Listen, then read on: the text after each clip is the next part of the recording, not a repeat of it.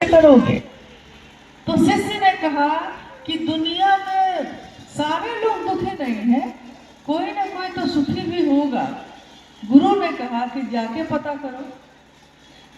तो ये घटना है कि उनका शिष्य गांव में गया, उसने दूर से देखा तो देखा कि जमींदार है, इतना बड़ा भवन है, इतनी घोड़े गाड़ी सब है, तो ये तो जरूर सुखी होगा। तो वो उस जमींदार से मिलने गया। उसने कहा, भाई साहब आप तो बड़े सुखी होंगे, क्योंकि आपके पास तो लौकिक सुख के सारे साधन हैं। लेकिन उस जमींदार ने कहा कि मुझको संतान नहीं है। सुख के साधन तो मैंने एकत्र कर लिए, परंतु संतान नहीं है। यही दुख मुझको हमेशा पीड़ित करता रहता है। वहां से निकला, यानी वहां दुख है क्या? संतान नहीं है। निकला, उसने देखा कि एक किसान अपने खेत में बैठ के खेती कर रहा है, कोराई कर रहा है और रोटी खाता है और वहीं घास पे सो गया है। उसको लगा शिष्य को कि ये किसान जरूर सुखी होगा। तो उसने उस किसान के पास जाके पूछा, भाई तुम तो रोटी और नमक खा के बड़ा तृप्ति से सोए हो, तुम्हारे जीवन में तो कोई कष्ट नहीं होगा। तो उसने कहा कि कष्ट ही कष्ट है, दुख ही दुख है। किससे? मेरे भाई से। उस किसान को दुख था अपने भाई से। लड़ाई चल रही है भाई से तो दुखी है वो, लेकिन किसके कारण? भाई से। इस तरह से वो शिष्य सबके पास घूम गया। हर व्यक्ति दुखी है, परंतु किससे? किसी न किसी दूसरे व्यक्ति से। सब दुखी हैं, हम और आप भी दुखी हैं। किससे? जब पूछा जाए आपसे कि आप भाई गुरु भाई आप किसी से दुखी हैं क्या, तो आप कहिएगा कि हाँ, अमुक आदमी महादेव का काम नहीं कर रहा है, अमुक आदमी शिव चर्चा में व्यापार कर रहा है, हम उससे दुखी हैं। तो सबसे दुखी हैं हम लोग। लेकिन आज तक किसी ने नहीं कहा कि मैं खुद से दुखी हूं, कि मैं क्यों नहीं महादेव का काम करता। मेरे जीवन में तो सुख आया है, मेरे जीवन में तो आनंद है, मुझको तो शो मिले हैं, मुझको तो साहब दीदी का सानिध्य मिला, मुझको तो उनका संदेश मिला है। मैं क्यों नहीं खुश हूं?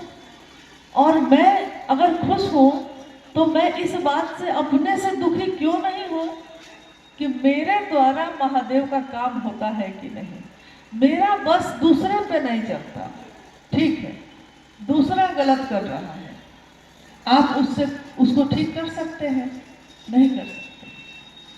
आप कोशिश भी कर सकते हैं, लेकिन कोशिश करने के बाद जब आपकी कोशिश बेकार चली जाएगी, तब आप कहिएगा, थक के हार के सोचिएगा कि मेरी कोशिश बेकार हो गई और मेरे द्वारा ये समस्या का समाधान नहीं हो सकता। तो आखिर हम कहते हैं कि महादेव के द्वारा ही इसका समाधान हो सकता है। तो हम महादेव पे ही निर्भर करते हैं। खुद से कोई दुखी नहीं है, पूरी दुनिया दुखी है, परंतु बहुत सुंदर एक भजन है कि एक दूसरे के सुख में हमको बड़ी जलन है। जब से देखा जग में यही चलन है कि एक दूसरे के सुख में हमको बड़ी जलन है, बहुत दुख है हमको। दूसरा क्यों सुखी है, दूसरा क्यों खुश है, तो उसकी खुशी को देखकर हम दुखी हैं। लेकिन कोई इस बात से दुखी नहीं है कि मेरी यात्रा का क्या होगा। अध्यात्म का अर्थ ही होता है मेरी यात्रा, मैं कौन हूँ, मुझको क्या करना है। दूसरा अगर नहीं करता है तो मैं खुद कर सकती हूँ कि नहीं। दूसरे अगर मेरे पिता हैं अगर, और मेरे पिता के 4 बच्चे हैं, अगर 4 बच्चों में से 3 बच्चे पिता की सेवा नहीं कर रहे हैं, तो क्या हम ये कह सकते हैं कि ठीक है वो नहीं कर रहा है तो मैं भी क्यों करूं? नहीं ना, क्योंकि हम ये तो सोचेंगे ना कि दूसरों पे मेरा बस नहीं है, मेरे भाइयों पे मेरा बस नहीं है, खुद पे तो मेरा बस है। मेरा कर्तव्य क्या है, मेरी जिम्मेदारी क्या है। मेरी जिम्मेदारी है कि मैं अपने पिता की सेवा करूं।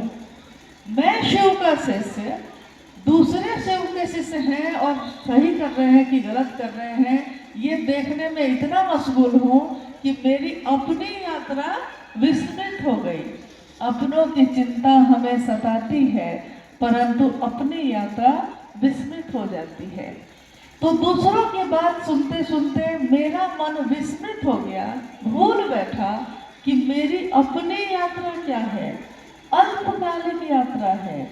उसकी योजना में दीर्घकालिक योजना बना रहे हैं। अल्पकालिक यात्रा में छोटी सी यात्रा है जीवन की, जन्म लिया है, कुछ साल रहेंगे, 60 साल, 70 साल, 80, 90, 100 साल, और 100 साल बाद क्या होगा? सब कुछ तो यही छोड़ के जाना होगा। कोई कुछ भी साथ लेकर नहीं जा सका, कोई कुछ भी साथ लेकर नहीं आ सका, लेकिन उसकी कीर्ति रह जाती है, नाम रह जाता है। जो उसने काम किया है वो काम रह जाता है, लोग उसको याद करते हैं। आज हम लोग छपरा में हैं, कल हम लोग कुशेश्वर स्थान में दरभंगा में थे। लाखों गुरु भाई गुरु बहन, लेकिन उस लाखों में से ज्यादातर लोगों ने एक गुरु भाई का नाम बार बार लिया। आज वो शरीर में नहीं थे, शिवलीन हो चुके हैं, परंतु उस गुरु भाई ने साइकिल चलाकर मीलों मील जाकर अपने महादेव का संदेश देने का काम किया। इतना किया कि वहां के लोग उसको भूल नहीं पाए। महादेव का काम करने वाले को लोग नहीं भूल पाते। आज साहब और दीदी का नाम हम लेते हैं। साहब और दीदी के जीवन में कांटे भी थे, फूल भी थे। दुनिया को उन्होंने कांटे नहीं दिए, दुनिया को उन्होंने फूल दिया। क्या सारे लोग साहब और दीदी को चाहते थे? क्या सारी दुनिया के लोग चाहते थे? ऐसा नहीं था। कुछ न कुछ लोग तो ऐसे थे ही जो नहीं चाहते थे, परंतु आपके चाहने के लिए मैं थोड़े ही आया हूँ। दूसरे मुझको चाहे, इसके लिए कोई शिव का शिष्य इस धरती पे थोड़े ही आया है। उसके शिव उसको चाहे, वो शिव को चाहता है। शिव मुझको चाहे, मैं जिसको चाहता हूँ उसके लिए मेरा सर्वस्व न्यौछावर हो जाए, मैं तो इसके लिए आया हूँ। आपके अच्छा समझने से मेरा जीवन नहीं चलता, मेरे शिव के अच्छा समझने से मेरा जीवन चलता है। आप आज बड़ाई करेंगे, आप कल शिकायत नहीं करेंगे। आज आप मान देते हैं, सम्मान देते हैं, किसी दिन अपमान भी दे सकते हैं। दुनिया की ये रीत है कि जब कोई काम देना शुरू करता है तो अपमान झाड़ियों में बैठकर मुस्कुराता रहता है। मान ले रहे हो, बहुत सम्मान ले रहे हो, तो एक दिन अपमान को भी अपनाना पड़ेगा, एक दिन अपमान का सामना भी करना पड़ेगा। इसलिए शिव के शिष्य, शिव का कोई भी शिष्य जो शिव को चाहता है, वो शिव की बात करता है शिव के लिए, महादेव की चर्चा करता है महादेव के लिए। वो अपने लिए नहीं करता और अपने लौकिक चीजों के लिए नहीं करता, निस्वार्थ भाव से महादेव के लिए करता है। महादेव देखे तो ठीक है, न देखे तब भी ठीक है, मेरे हैं वो, बस इतना काफी है। मेरा बेटा बुढ़ापा में मुझको देखेगा तो बहुत अच्छा है, नहीं भी देखेगा तो कहते हैं कि पूत कपूत होता है लेकिन माता को माता नहीं होती। माँ के हृदय से तब भी उसके लिए शुभकामना ही निकलती है। तो जब अपनों के लिए, जो भी मेरा अपना है वो मेरे लिए करता है तब भी और नहीं करता है तब भी मेरा ही होता है। हम अपनों का व्यापार नहीं करते, हम अपनों का बंटवारा नहीं करते, हम अपनों का लेन देन या फेर बदल नहीं करते। मेरा बेटा है, मेरा पति है, मेरे माता है, मेरे पिता है, जैसे है मेरे हैं। दूसरे के पास हो सकता है इससे अच्छे पिता होंगे, परंतु हम अपना पिता नहीं बदलते। तो भगवान कैसे बदलेंगे? तो अपना गुरु कैसे बदलेंगे? तो अपना साहब और दीदी कैसे बदलेंगे? साहब मेरा एक है और न दूजो कोई, जो दूजा साहब कहे सो दूजो कुल का होए। साहब यहाँ एक ही है सिलसिला में और सदैव वही रहेंगे। दीदी नीलम आनंद, जिनकी वाणी से आज भी हमारा मन शिव भाव से आप्लावित होता है, जिनके गाए हुए हरा भोला हरा शिवा से हमारा मन शिव में रम जाता है। याद कीजिए कि हम लोग जब भी गाते हैं हरा भोला हरा शिवा, जब शुरू करते हैं, जब फिल्म के गीत के तर्ज पे बना था ये, परंतु फिल्म का वो गीत नहीं याद आता हमको। फूल तुम्हें भेजा है खत में, फूल नहीं मेरा दिल है, ये नहीं याद आता हमको। बस ये याद आता है कि दीदी क्या गाती थी। तो दीदी ने क्या गाया है? हरा भोला भोला भोला हरा हरा, हरा शिवा शिवा शिवा हरा हरा। कैसे गाया? आज लोग से गाने लगे उसको अलग अलग तरीके से, अलग अलग धुन में, परंतु मूल धुन तो उसकी एक ही है ना। शिव की शिष्यता की बात करने का मूल तरीका तो एक ही है। आज लोगों के पास अलग अलग तरीके हो गए हैं, लेकिन जब साहब ने शुरू की थी तो वो मूल तरीका तो एक ही था। जब हम गाते हैं, जब भी हम शिव की बात करते हैं, जब भी हम शिव चर्चाओं में हरा भोला गाते, तो हमको किसकी याद आती है? जबकि आप में से बहुत लोग दीदी नीलम आनंद जी से नहीं मिले होंगे। बताइए आप में से कितने लोग सशरीर उनसे मिले हैं? कितने लोग शरीर में दीदी से मिले हैं? 2 4 5 बस। लेकिन ये बताइए कि जब भी आप गाते हैं हरा भोला जागरण भजन, तो आप किससे मिलते हैं उस समय? आपको किसकी याद आती है? किसकी? माँ नीलम आनंद जी की। माँ के साथ जब भी महादेव का कार्यक्रम शुरू होता था, तो जब भी हम लोगों ने गाया है, सौभाग्य मिला उनके साथ रहने का, उनके साथ हरा भोला की धुन को गाने का और उसमें डूब जाने का। मन महादेव में डूब जाए, शिव की दया की अतल गहराइयों में मेरा मन डूब जाए। हरा भोला भोला भोला भोला हरा हरा, हर शिवा शिवा शिवा हरा हरा, हर भोला भोला भोला हरा हरा, हर शिवा शिवा शिवा हरा हरा, हर भोला। ये शब्द नहीं है, ये सिर्फ गीत नहीं है, इसमें माँ नीलम आनंद जी के हृदय के भाव भी शामिल हैं।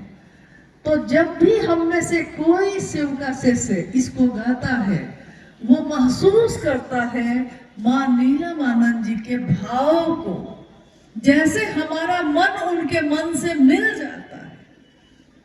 ठीक उसी तरह जब भी हम किसी को कहते हैं कि मेरे गुरु शिव हैं, आपके भी गुरु हो सकते हैं, ये संदेश है साहब श्री हरिदानंद जी का। तो जब भी हम ये बात कहते हैं, हमारे मन में साहब के हृदय की का वो आह्लाद, आध्यात्मिक आह्लाद, जिसमें साहब ने कहा है कि आध्यात्म में आई संक्रांति से जो मेरा मन गुजर रहा था और मेरे मन में जो अंतः प्रेरणा आई, आध्यात्मिक आह्लाद आया, उसके कारण मैंने लोगों से कहना शुरू किया कि शिव मेरे गुरु हैं, तुम्हारे भी हो सकते हैं। तो साहब ने कहा कि शिव मेरे गुरु हैं, आपके भी हो सकते हैं। जबकि प्रेम में लोग ऐसा करते नहीं हैं। प्रेम में क्या करते हैं हम लोग? लौकिक प्रेम में क्या करते हैं हम लोग? लौकिक प्रेम में हम लोग जब किसी को प्रेम करते हैं, मान लीजिए कि आप पति को प्रेम करते हैं, आप कहिएगा हाँ।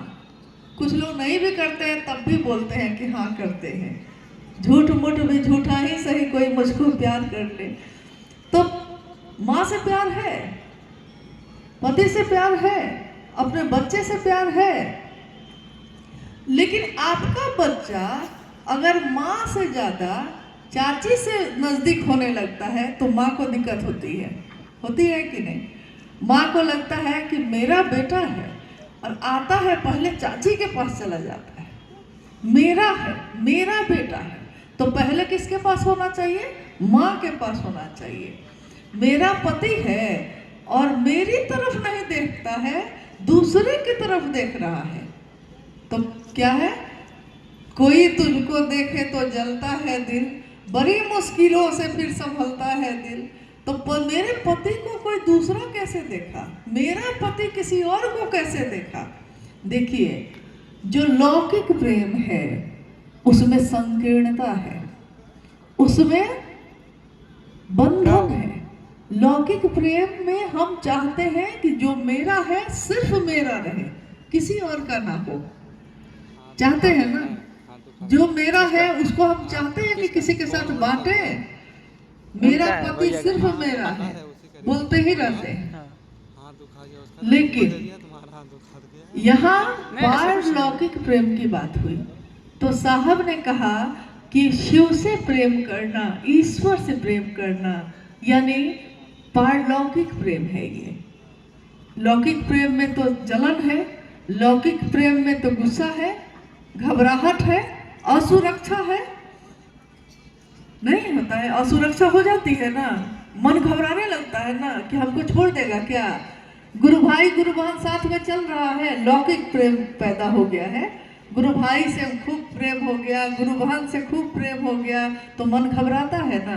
किसी और के साथ देखे नहीं कि मन घबराने लगा कि कहीं हमको छोड़ देगा क्या, अब मेरी टीम में नहीं चलेगा, अब उसकी टीम में चला जाएगा क्या, बड़ी घबराहट है।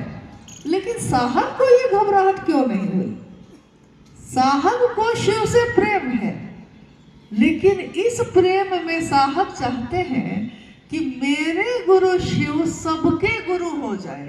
देखिए, सिर्फ मेरे नहीं रहे, आपके भी हो जाए और आप भी हो जाइए। ये मामूली बात नहीं है। आध्यात्म में ये जागरण, ये असाधारण बात है जो आज तक के इतिहास में कभी हुआ ही नहीं। मेरा गुरु सबका हो जाए, मेरा शिव सबका हो जाए, सब उसके हो जाए, और कोई मुझसे मिले या ना मिले लेकिन मेरे शिव से मिले। कोई मेरा नाम ले या ना ले लेकिन मेरे गुरु का नाम ले। साहब की भावना क्या है? ये है। लेकिन जैसे ही आप देखिएगा कि किसी की भावना ये है कि आप मेरा नाम लीजिए, जैसा अभी थोड़ी देर पहले जिज्ञासा में अनुभव आप बोल रहे थे, जो मैं सुन रही थी कि बरखा दीदी की चर्चा में जाने। अरे बरखा दीदी की चर्चा नहीं है, ये शिव की चर्चा है। ये किरण दीदी की चर्चा नहीं है, ये महेश भैया की चर्चा नहीं है। ये किसकी चर्चा है? शिव चर्चा है। शिव चर्चा में हम लोग आए हैं। ये किसी व्यक्ति की चर्चा हो ही नहीं सकती, शिव की बात है ये। हाँ, इसमें हम लोग शामिल होने आए हैं। तो शिव से क्यों आपको द्वेष हो रहा है, घबराहट क्यों हो रही है? कि कोई यहाँ आया नहीं कि आपके मन में घबराहट हो गई कि अब ये मेरा आदमी नहीं रहा। जब आप शिव के हैं तो कोई यहाँ आएगा तो वो शिव का ही होगा ना। घबराहट क्यों है? कोई मेरे साथ चले या ना चले, कोई आएगा कोई जाएगा, उससे क्या हो जाएगा? महादेव तो मेरे रहेंगे ना, महादेव थोड़े ही छोड़ देंगे मेरा साथ। तो लौकिक रिश्तों में घबराहट है, यहाँ तक कि गुरु भाई गुरु बहन को भी आपस में घबराहट है, असुरक्षा है। लगता है कि इसको हम चलाए थे, इसके नाम की घोषणा हम किए थे। भूल गया कि नाम की घोषणा आपने की थी, परंतु घोषणा करना साहब दीदी ने सिखाया था। आपने 3 सूत्र किसी को दिया, परंतु ये 3 सूत्र साहब और दीदी ने दिया है। मेरा नहीं है ये, आपका नहीं है ये किसी ने दिया है बांटने के लिए। कहा जाता है कि सुख को बांटिएगा तो बढ़ेगा कि घटेगा? सुख को बांटने से बढ़ता है कि घटता है? बढ़ता है। और दुख को बांटने से क्या होता है? दुख को बांटने से घटता है, सुख को बांटने से बढ़ता है। महादेव मेरे हैं, ये सुख है, ये आनंद है। जितना बांटिएगा, जितना छीटिएगा, जितना लोगों तक पहुंचाइएगा, उतना नाम के घोषणा उसकी होती है। और मन खुश किसका होता है? जो घोषणा कर रहा है। आज हम टाइम वो खुश होगा कि नहीं होगा पता नहीं, लेकिन हम तो बहुत खुश हो गए। आज तो मेरा दिन बड़ा अच्छा गुजरा। आज मैंने 2 लोगों को महादेव का शिष्य बनाया। वो उतना खुश होगा कि नहीं हमको नहीं पता, लेकिन हम तो काफी खुश हुए, क्योंकि महादेव से जोड़ा है। महादेव से याद रखिएगा, दिक्कत कहाँ हो रही है कि हम लोग अगर अपने से जोड़ेंगे तो दुख होगा, क्योंकि वो छोड़ेगा, आपको छोड़ेगा ही छोड़ेगा। शिव को पकड़ा है, हमको और आपको नहीं पकड़ा है, तो एक दिन तो छोड़ेगा ही छोड़ेगा।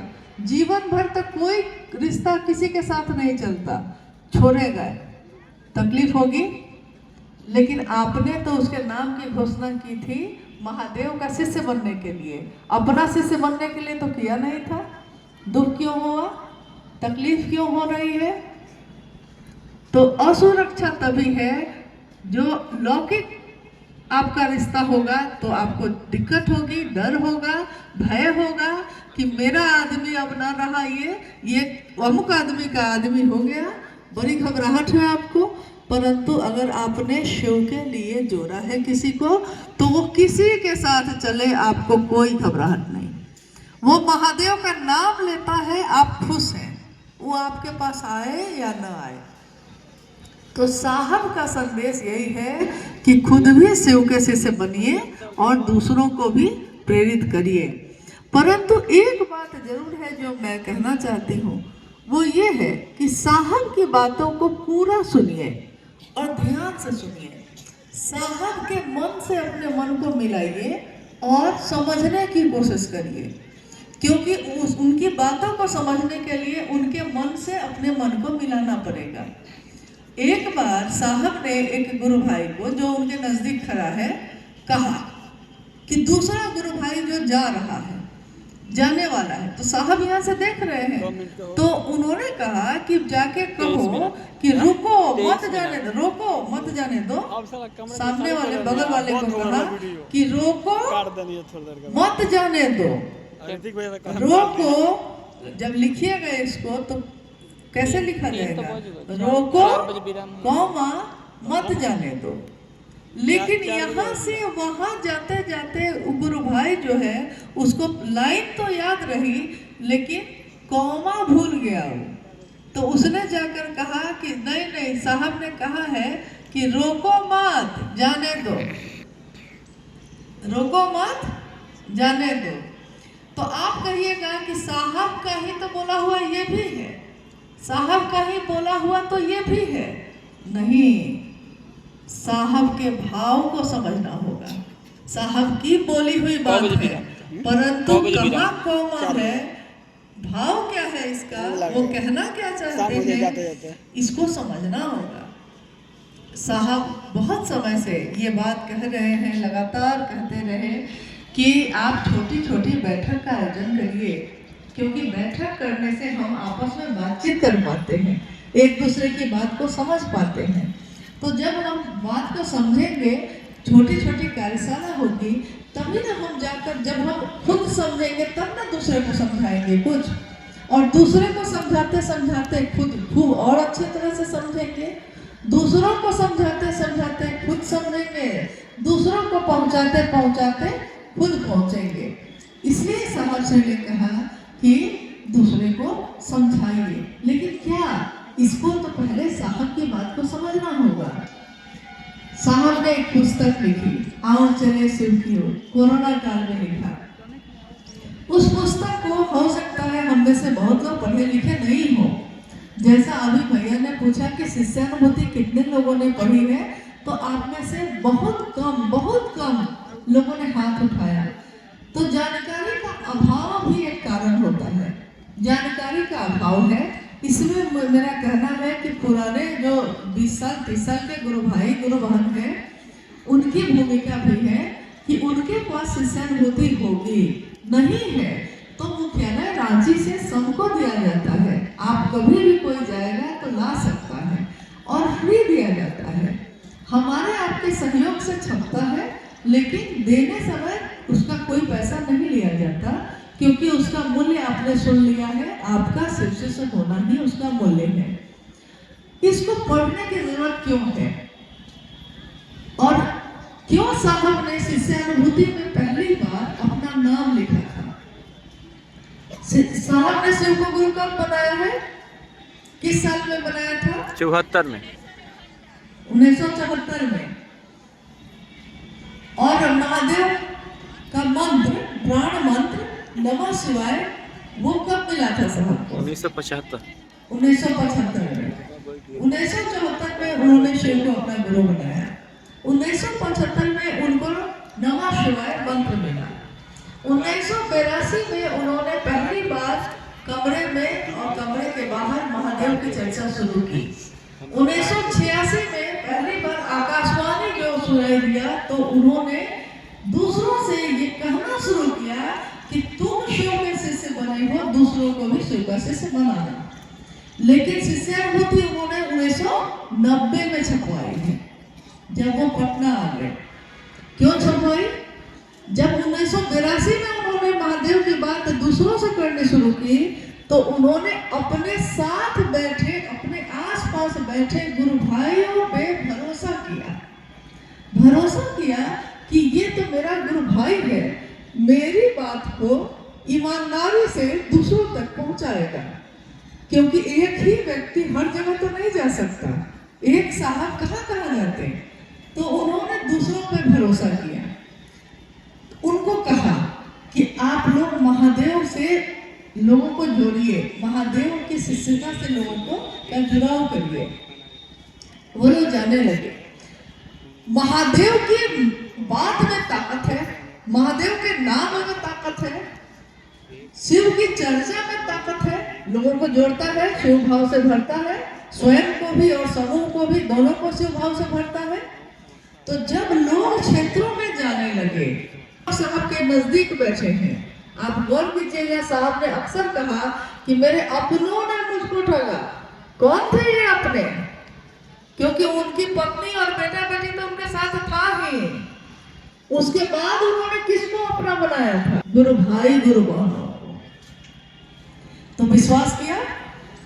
लेकिन जब ये लोग क्षेत्र में जाने लगे, तो कुछ लोग तो बड़े अच्छे मन से महादेव का काम करते, लेकिन उसमें से कुछ लोग ऐसे थे जो लोगों को खुद से जोड़ने लगे। क्योंकि देख लिया कि साहब तो यहाँ आए नहीं है, यहाँ तो हम आए, तो ये जो 100 आदमी जुड़ गया, तो ये कौन हो गया? ये 100 आदमी जुड़ गया, मतलब ये 100 आदमी मेरा आदमी है। तो हम ना अब इसके लिए साहब हो गए। साहब तो आए नहीं, तो हम ना अब इसके बताने वाले हो गए, हम ना इसके मार्गदर्शक हो गए। तो वो दूसरों को समझाने लगा कि देखो, तुम्हारा नाम की घोषणा तो हम ही किए ना, हम ही ना तुमको महादेव की तरफ चलना सिखाए हैं।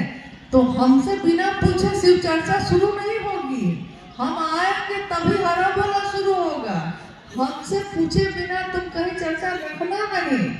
क्योंकि अब क्या हो गया, ये मैंने किसी को शिव से नहीं बनाया, मैंने क्या कर दिया? गुलाम बना लिया। कि गुलाम मतलब मेरे बात पे तुमको चलना है। साहब ने तो ये काम नहीं किया, साहब ने तो किसी को गुलाम नहीं बनाया, साहब ने तो हर व्यक्ति को ये स्वतंत्रता दी कि वो कहीं भी जाके महादेव की बात कर सकता है। फिर आपने क्यों किया ये? तो जब साहब के पास ये बात पहुंचने लगी कि कहीं कहीं लोग जाकर खुद से जोड़ रहे हैं, तब साहब ने बहुत बहुत बात आने के बाद 1990 में शिष्यानुभूति छापी, अपने हाथों से लिखा उसको, और उस पे ऊपर लिखा हुआ है हमारे गुरु शिव, आलेख हरिंद्रानंद, शिव शिष्य हरिंद्रानंद। क्यों? साहब ने कहा कि मैं अपना नाम नहीं छपवाना चाहता था, लेकिन जब मैंने देखा कि ये तो सब हरिंद्रानंद बनने की तैयारी में हो गए, तब उन्होंने हरिंद्रानंद नाम लिखवाया। प्रस्तुति नीलम आनंद। किससे प्रस्तुति करवाई इस पुस्तक की? नीलम आनंद से। पता पटना का था उस समय। पुराने गुरु भाइयों को पता होगा कि उस समय 3 पन्ने का फोल्डिंग वाला छपता था और साहब के द्वारा दिया जाता था। तो साहब ने कहा कि मैं अपना नाम कहीं छपवाना नहीं चाहता था। मैंने कभी नहीं चाहा कि लोग मुझसे जुड़े, मैंने कभी नहीं चाहा कि लोग मुझसे मिले बिना महादेव की तरफ नहीं चल पाएंगे। ऐसा नहीं है। आप मरुस्थल में रहने वाला आदमी भी अगर शिव को अपना गुरु बनाता है और कहता है कि शिव मेरे गुरु हैं, तो महादेव को उसका गुरु होने का उत्तरदायित्व तो लेना ही पड़ेगा। इसलिए मुझसे मिलने की जरूरत नहीं है। साहब ने किसी को अपना गुलाम नहीं बनाया, उन्होंने शिव का आदमी बनाया, शिव का गण बनाया। उन्होंने कहा कि शिव के गण में देवता भी हैं, राक्षस भी हैं, भूत बेताल पिशाच सब तो महादेव का ही गण है। इसलिए सबकी अलग अलग पसंद नापसंद है, सबकी अपनी अपनी अभिरुचि है, परंतु सब शिव के शिष्य हैं। जब शिव के शिष्य होते हैं तो सबके मन का भाव एक हो जाता है।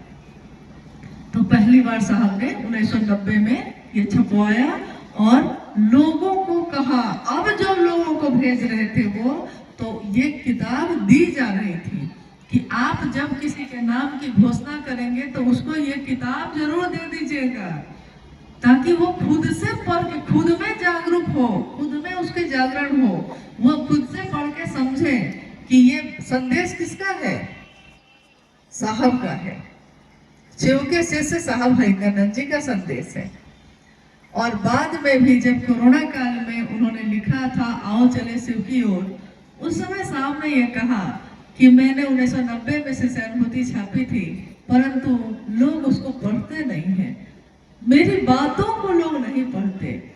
एक हंगामा सा बरपा है, शिव की चर्चा की आंधी में कहीं आप अपनी शिव शिष्यता को न खो बैठिए।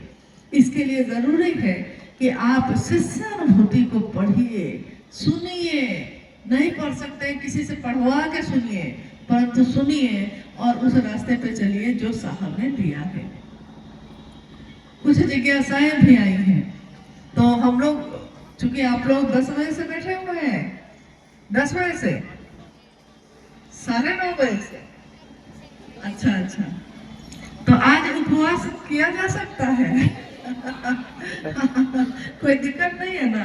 लोगों को लगता है कि लोग भूखे कैसे बैठे हैं, लेकिन हम लोग को तो अभ्यास है। नहीं, गुरु भाई लोग समझे, उन लोग को अभ्यास नहीं है। चलिए जिज्ञासा है एक भाई क्या, शिव का शिष्य होना और शिव का शिष्य बनना, कृपया इसे समझाएं। और शिव के परिधि में हम है या हमारे परिधि में शिव है? शिव का शिष्य बनना या शिव का शिष्य होना, इसमें क्या अंतर है? शिव का शिष्य होना, पत्नी हो जाना, और पत्नी बनना, मतलब अभी बने ही है। साधु होना, साधु बनना। एक फिल्म आई थी, उसमें गोविंदा की फिल्म थी। उस फिल्म में उसके घर में बहुत सारी तस्वीर लगी हुई थी।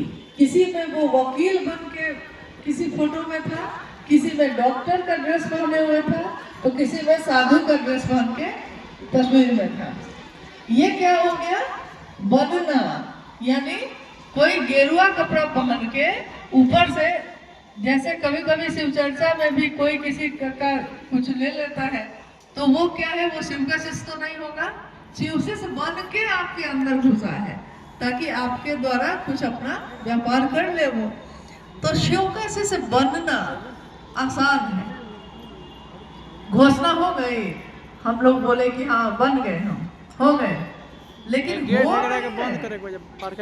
ये एक अविरल अंतहीन लगातार चलने वाली प्रक्रिया है। साइकिल चलाना सीखने से पहले जो काम करते हैं, सीखने के बाद भी वही काम लगातार करना है।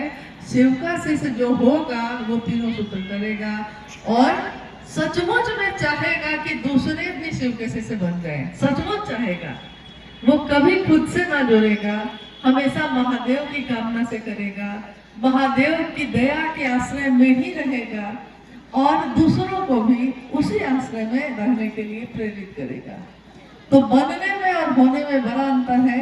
कोई घोषणा करके कंगन पहन के बन सकता है, परंतु होने के लिए उसको शिव से साहब भैनानंद जी के अनुसार चलना होगा, तभी वो हो पाएगा। ज्ञान के कांटा से अज्ञान की कांटा निकाला जाता है और फिर दोनों कांटों को फेंक दिया जाता है। कृपया इससे स्पष्ट करें। एक आदमी को बबूल का कांटा चुभ गया, जा रहा था खेत में, एक तरफ बबूल का पेड़ था, जा रहा था, हाथ में बबूल का कांटा चुभ गया। तो चुभ गया तो चारों तरफ देखा, कांटा निकालने के लिए कुछ भी नहीं था। तो उसने बबूल से ही एक कांटा और तोड़ा और उसी कांटा से जो कांटा गथ गया था उसको निकाला और दोनों को अब क्या करेगा? अपने पॉकेट में रखेगा कि फेंकेगा? फेंकेगा। तो ज्ञान के कांटा से अज्ञान का कांटा निकाला जाता है, लेकिन दोनों फेंक दिए जाते हैं, क्योंकि गुरु और शिष्य परंपरा में समर्पण और प्रेम चलता है। यहाँ बहुत बड़े ज्ञानी होने की कोई गुंजाइश नहीं है। आप बहुत बड़े ज्ञानी हैं, लेकिन महादेव के सामने आपका ज्ञान कुछ भी नहीं है। शिव ज्ञान देते हैं तब शास्त्र आरेखित होते हैं। अगर शिव ज्ञान ना दे तो कहीं घास की एक पत्ती भी नहीं उग सकती है। शिव के ज्ञान के बिना धरती पे कुछ भी नहीं हो सकता। शिव के प्रेम के बिना कुछ भी नहीं हो सकता। और एक जिज्ञासा है गुरु भी असरा, हमें गुरु की दया की परिधि में बने रहने के लिए क्या क्या करना चाहिए? अच्छा, परिधि से याद आया कि एक प्रश्न और था उसमें कि हम शिव के परिधि में हैं कि शिव मेरे परिधि में है। और ये जिज्ञासा आ गई है कि हमको शिव की परिधि में रहने के लिए क्या करना होगा। परिधि मतलब पहले समझते हैं कि नहीं? परिधि मतलब नहीं, सब कोई जानता है कि नहीं? आप तो पढ़े लिखे हैं लग रहा है लेकिन सबको समझ में आए ऐसी बात हो तो ज्यादा अच्छा है। परिधि का मतलब होता है घेरा। जैसे हम लोग बच्चे जब थे तो खेलते थे तो गिट्टी और ये सब नहीं होता है, उससे घेरा बना लेते थे, ऐसे ऐसे ऐसे करके उसे निशान बना लेते थे। और इस निशान के बाहर अगर जाइएगा तो आप गए खेल से बाहर, और घेरा के अंदर अगर आप हैं तो मतलब क्या है? सुरक्षित है, आप अभी खेल सकते हैं, सुरक्षित हैं। तो घेरा समझ गए? घेरा। परिधि का मतलब घेरा होता है। तो हमारा मन जो है वो मतलब हम महादेव के घेरा में हैं कि महादेव मेरा घेरा में है। अब समझिए कौन किसके घेरा में है? हम महादेव के घेरा में हैं, क्योंकि ये पूरी धरती, पूरा आसमान, ये पूरी दुनिया शिव की है। साहब ने कहा कि शिव की दुनिया में हम रहते हैं, लेकिन हमारी जो छोटी छोटी दुनिया है उसमें शिव रहता है कि नहीं? तो शिव की दुनिया है तो हम किसके घेरे में हैं?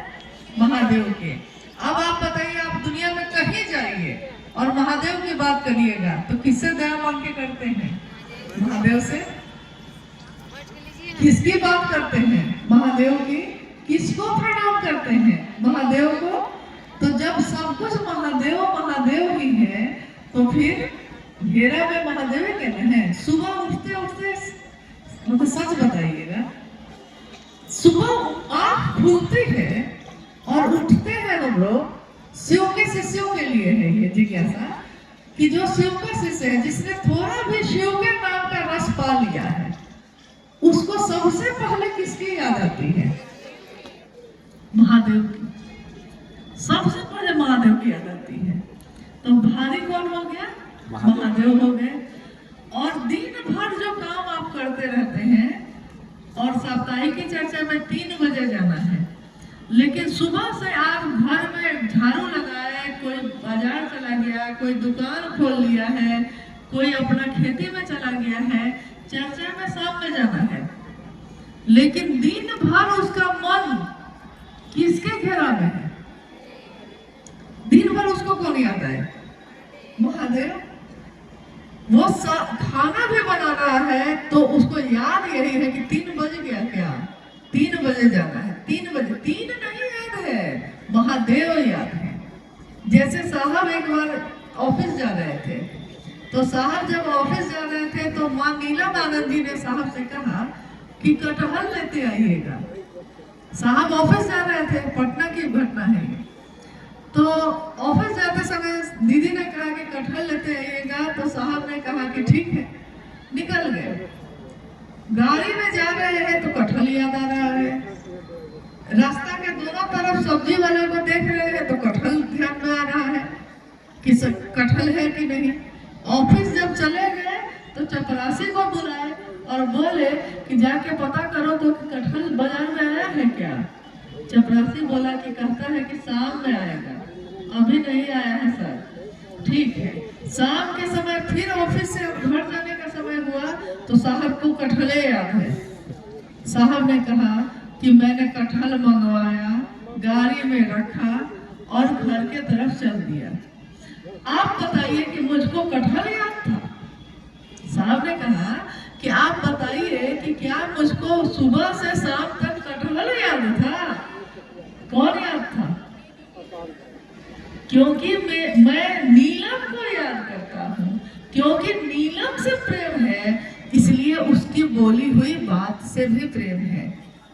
नीलम याद है तो उनके द्वारा बोला हुआ कटहल भी याद है। कटहल से मुझको प्रेम नहीं है। वैसे ही हमारे सुबह से रात तक के जीवन में हम जो भी काम करते हैं, हमको महादेव याद है, इसलिए करते हैं। इसीलिए साहब ने लिखा शिष्यानुभूति में कि शिव के शिष्यों का सामान्य भावाचरण भी जगत के लिए अनुकरणीय होता है। शिव शिष्यों का सामान्य भावाचरण यानी मेरा चलना, मेरा बैठना, मेरा बोलना, मेरा हंसना, एक शिव के शिष्य का सामान्य आचरण भी इतना अच्छा होता है, शिव भाव जैसा होता है। वो प्रणाम भी करेगा तो इतने मन से करेगा कि सामने वाले को गुस्सा भी रहेगा तो वो प्रणाम करने लगेगा। करता है कि नहीं? हम लोग किसी को प्रणाम किए हो और कोई जवाब में प्रणाम ना किया हो, ऐसा हुआ है कभी? क्योंकि महादेव के भाव से प्रणाम करता है शिव का शिष्य। वो अपने घर को मसान नहीं बनाता, वो घर को गृहस्थ आश्रम बनाता है। महादेव ने साहब को कहा था कि घर को मसान मत बनाना बच्चा। साहब ने कहा कोई शिव का शिष्य घर को मसान नहीं बनाएगा। जितना प्रेम, जितना सुंदर वो अपने घर को बनाएगा, उतना ही वो बाहर भी बनाएगा। बताइए, आप अपने घर को साफ कर लीजिए, मान लीजिए, और शिव चर्चा क्या है? परिवेश को भी सुंदर बनाती है।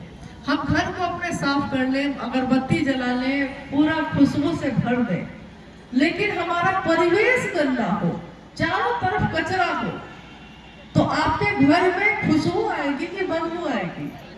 बदबू आएगी, क्योंकि परिवेश गंदा है।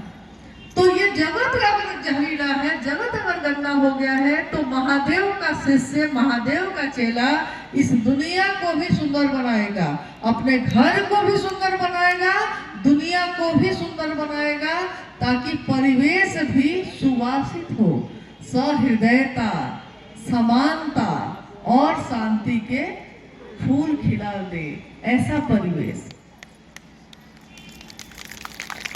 मंदिर के सीन में तथा साहब श्री के सीन में क्या अंतर है, इसे समझाएं। मंदिर के शिव में और साहब के शिव में क्या अंतर है? तो मंदिर के शिव सबके शिव है और साहब का शिव वही है महादेव ऐसा नहीं कि अलग महादेव है, वो ये अलग है, लेकिन मंदिर में जो महादेव है तो उनसे सबका सार्वजनिक लोग का है, सबका जुड़ाव है, सब आते हैं जाते हैं, किसी एक का नहीं है। इसलिए मंदिर में हम परवाह नहीं करते, हम जाते हैं, जल चढ़ाते हैं, चले आते हैं। हम ये परवाह नहीं करते कि मंदिर की सफाई कैसे होगी, महादेव की मूर्ति ठीक से है कि नहीं, शिवलिंग साफ हुआ कि नहीं, उस पर जल चढ़ा कि नहीं, एक दिन मन किया तो गए, चढ़ाए, चले आए, कोई परवाह नहीं है। लेकिन साहब के शिव का से जो साहब का जुड़ाव है उसमें परवाह है। परवाह में प्रेम नहीं हो सकता है, लेकिन प्रेम में परवाह होगा ही होगा। परवाह बहुत लोग करते हैं आपकी। आप हॉस्पिटल गए हैं कभी? अरे हॉस्पिटल गए हैं कभी? डॉक्टर के पास गए हैं? हॉस्पिटल में भगवान न करे, महादेव न करे जाना पड़े, लेकिन अगर गए हैं तो आपने देखा होगा कि जो वहाँ नर्स हैं, डॉक्टर हैं, बहुत परवाह करते हैं। हर कुछ देर के बाद आकर बीपी देखेंगे, टेस्ट करेंगे, दवा खिलाएंगे, खाना खिलाएंगे, परवाह कितनी है। लेकिन क्या इस परवाह में प्रेम है? क्या इस परवाह में प्रेम है? नहीं। लेकिन एक बच्चा अपने घर में, छोटा बच्चा है, दादाजी उसके उठ गए हैं, उसको कुछ नहीं आता है, खड़े हुए हैं दादाजी, बच्चा दौड़ के चप्पल लाके दादाजी को पहना रहा है। क्यों पहना रहा है? प्रेम है दादाजी के लिए। तो दादाजी खड़े हो गए हैं तो चप्पल पहनते हैं। बच्चा को मालूम है वो लाके चप्पल दे रहा है, वो लाके पानी में ग्लास दे रहा है, ग्लास में पानी लाके दे रहा है। परवाह है। तो प्रेम होगा तो परवाह होगी, परवाह होगी तो प्रेम होगा, जरूरी नहीं है। इसलिए प्रेम महादेव से होगा तो सबकी परवाह आपको होगी। 3 सूत्र सहायक है तो मूल क्या है, कृपया इसे समझाएं। जी नहीं, और बहुत सारी है, एक बार से 3 सूत्र सहायक है तो मूल क्या है? अच्छा ठीक है। अच्छा, आप लोग सब कोई 3 सूत्र करते हैं? 3 सूत्र क्या करने के लिए करते हैं? क्या हो जाए हम जिसके लिए करते हैं? हम कह रहे हैं कि हम रोज स्कूल जाते हैं, तो हम रोज स्कूल जाते हैं, किस लिए जाते हैं? हम पढ़ ले इसके लिए, पढ़ के मैट्रिक पास कर जाए इसके लिए, पढ़ के कुछ नौकरी मिल जाए इसके लिए। यानी कि मूल उद्देश्य वहाँ क्या है? मूल उद्देश्य है मैट्रिक पास करना। लेकिन शुरुआत आप कहाँ से करते हैं? पहला क्लास से। पहला पढ़े, दूसरा पढ़े, तीसरा पढ़े, 5वां, 7वां, 8वां, 9वां, 10वां। तो जब आप पढ़ाई शुरू किए थे उसी समय आपका मूल उद्देश्य क्या था? 10वां पास करना। लेकिन आप लगातार इस काम को कर रहे हैं। 3 सूत्र जो हम लोग करते हैं, इसके लिए कहा जाता है कि ये सहायक प्रक्रिया है, सहायक क्रिया है, यानी मदद देती है। हम स्कूल जा रहे हैं, इसमें सहायता करता है साइकिल। सरकार साइकिल दे देती है, बच्चियों को साइकिल लेके अपने घर से निकल गए, तो साइकिल क्या हुआ? सहायक हुआ कहाँ पहुंचाने में। लेकिन मूल तो नहीं है, साइकिल मूल तो नहीं है। मूल है स्कूल पहुंचना, नहीं, मूल है 10वां पास करना है आपको। स्कूल जाना आना एक प्रक्रिया है। जैसे पहला सूत्र में हम मन ही मन बार बार कहते हैं, हे शिव आप मेरे गुरु हैं, मैं आपका शिष्य हूँ, मुझसे इस पे दया कर दीजिए।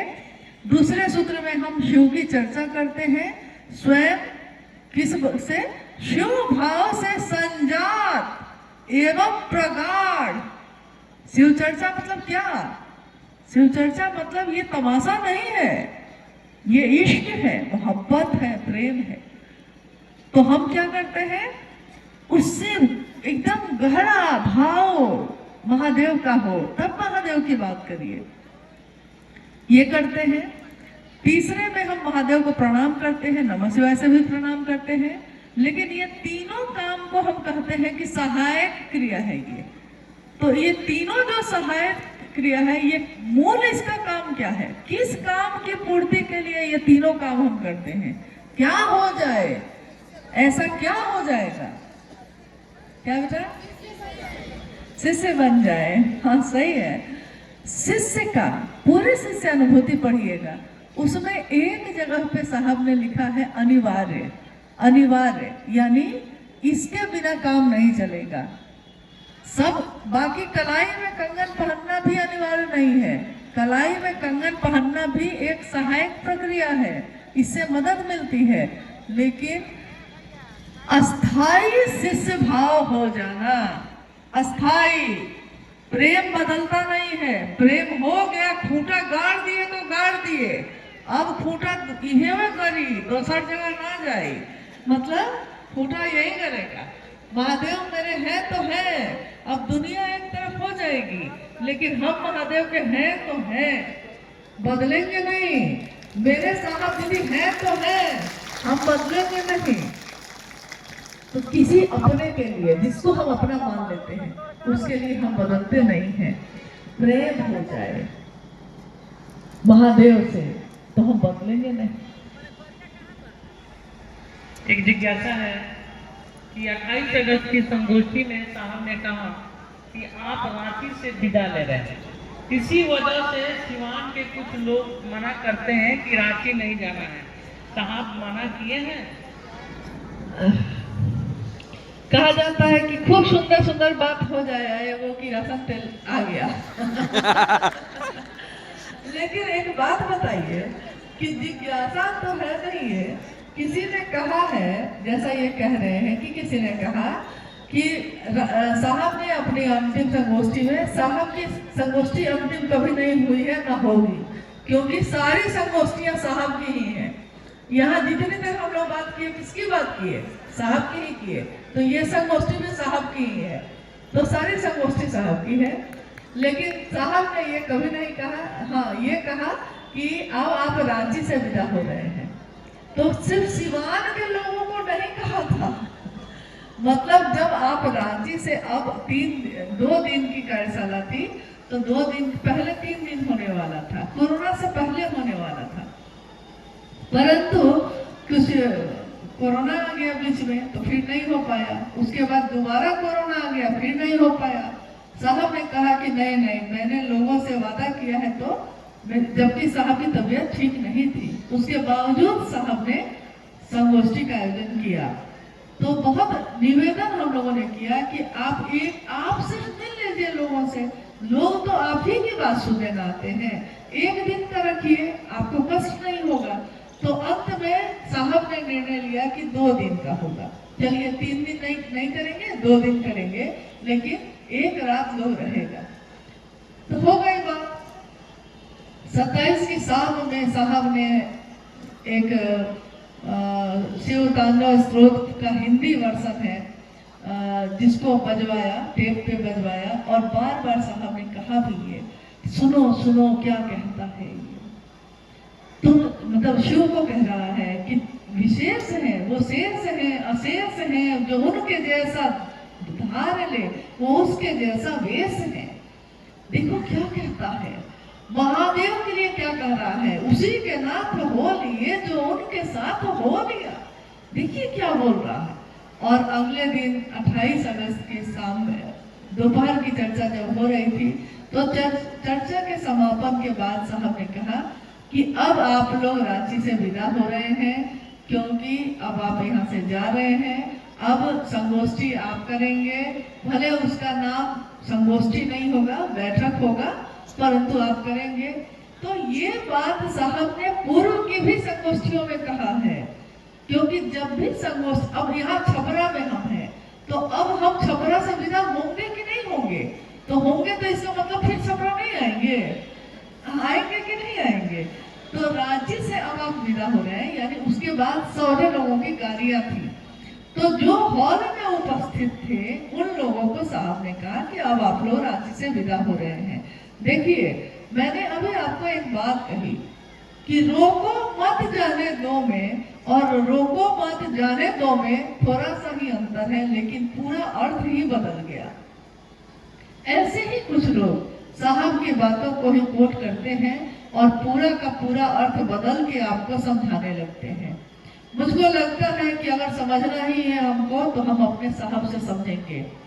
हमको वैसे गुरु भाई गुरुवानों की जरूरत नहीं, हम लोगों को जो हमारे रास्ते को भ्रमित करते हैं, जो हमारे रास्ते से हमको भटकाते हैं, जो मूल उद्देश्य की पूर्ति को छोड़कर दूसरे उद्देश्य की पूर्ति में लगाते हैं।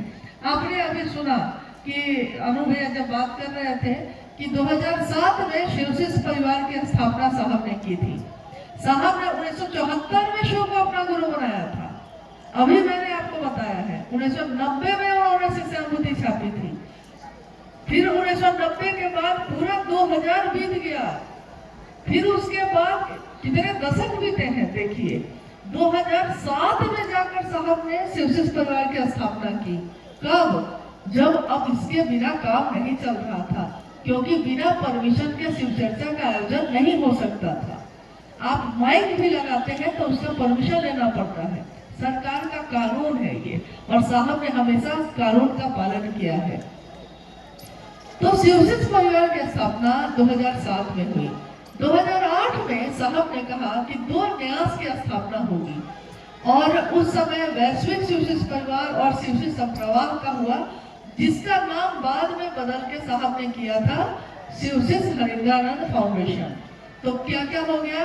शिवशिष्य परिवार संस्था, वैश्विक शिवशिष्य परिवार न्यास, शिवशिष्य हरिंद्रानंद फाउंडेशन एक न्यास।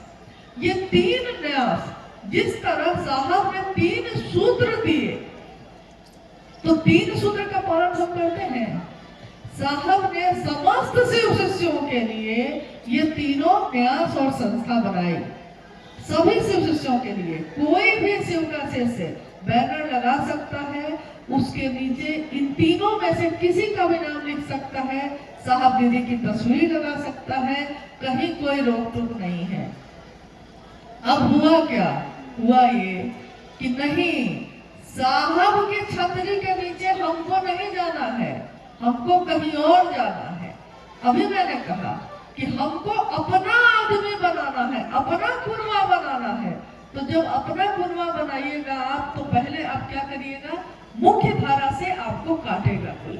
हमने देखा है कि खेतों में जब नदी का पानी नाले के रूप में जाता है तो नदी से काटा जाता है, उसको मोड़ दिया जाता है, उसको बांध की तरह, नहर की तरह बनाकर तब वो खेत में मोड़ जाता है। यानी अपने मन के अनुसार दिशा का परिवर्तन अगर करना चाहेगा कोई,